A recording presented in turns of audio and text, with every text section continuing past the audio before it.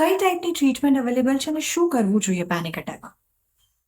જ્યારે first time કોઈને panic attack થાય તો ત્યારે એને કહેવું કે રિલેક્સ થઈ જા, કે ત્યારે એને કહેવું કે બધું ઠીક થઈ જશે, ડઝ નોટ હેલ્પ. એ સ્થિતિ આપણે ઇમેજિન પણ ના કરી શકીએ, એટલી ખતરનાક, એટલી ડરાવની, એટલી સ્ટ્રેસફુલ હોય.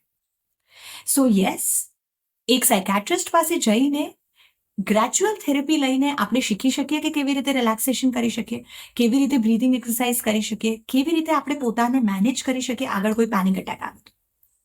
રાઈટ? એના સિવાય ઘણી બધી એન્ઝાયટી ટ્રીટમેન્ટ્સ, ઘણી બધી રિલેક્સેશન ટ્રીટમેન્ટ્સ, ડ્રગ્સ એટલે કે મેડિકેશન્સ અવેલેબલ છે કે જેનાથી આ પેનિક એટેક્સ, પેનિક ડિસઓર્ડર કંટ્રોલમાં લાવી શકાય. જે લેવાથી આપણે હિચકિચાવવું ના જોઈએ, જેના કારણે કોઈ જ સાઇડ ઇફેક્ટ અથવા તો બહુ મિનિમમ સાઇડ ઇફેક્ટ્સ છે, પણ સાઇડ ઇફેક્ટ તો શેની નથી? આપણે જમીએ છીએ, આપણે ખાઈએ છીએ, એમાં બી તો કેમિકલ્સ છે. તો અગર કોઈ વસ્તુથી માનસિક સ્વાસ્થ્ય સારું થઈ શકે તો કેમ નહીં?